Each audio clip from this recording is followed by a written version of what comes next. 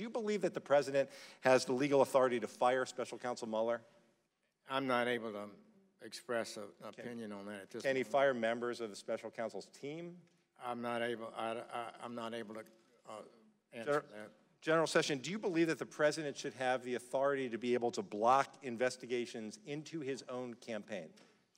Investigations have to be conducted by the appropriate law enforcement officers without fear and favor, without politics or bias. Right, and without fear of being dismissed by the president in order to block that investigation, because again, that would certainly appear to represent obstruction of justice. And when you fail to acknowledge that, it is essentially a green light to the president to go ahead and do that. And now, I wanted to talk about the Special Counsel's investigation. Thus far, there have been some indictments. There's a guilty plea. Can you tell me, in your opinion, does the president have the power to pardon George Papadopoulos? It would be premature for me to comment on that, I believe. Because?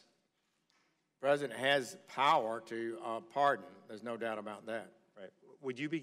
Does he have the power to pardon Paul Manafort and Rick Gates ahead of a trial and a conviction?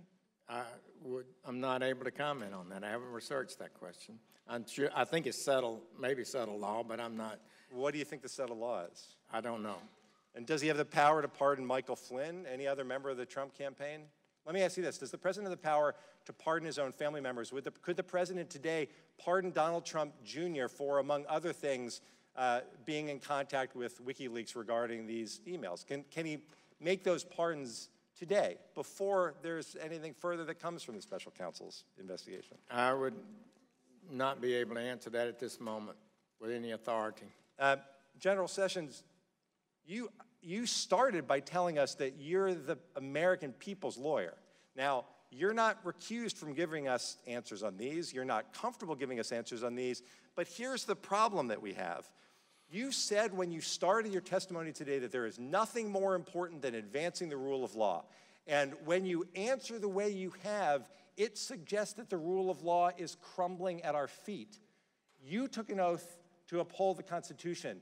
We took an oath to uphold the Constitution. And while members of this committee and the majority may choose to abdicate their responsibility with regard to these very important matters, you cannot. And the interference, what you've told us today in just this exchange, what we should all be concerned about is another Saturday Night Massacre if you can't tell us that the president shouldn't fire or can fire the Special Counsel and everyone who works for him. We should be worried if you're telling us that the president may be able to pardon in advance all of those who are being investigated. We should be worried about the pursuit of the rule of law. General Sessions, again, we may in this committee. The time of the gentleman has expired. The Attorney General can respond if he chooses Well, to do so. just briefly, one of the things, if you respect the rule of law, is the Attorney General should not be giving legal opinions from the seat of his britches.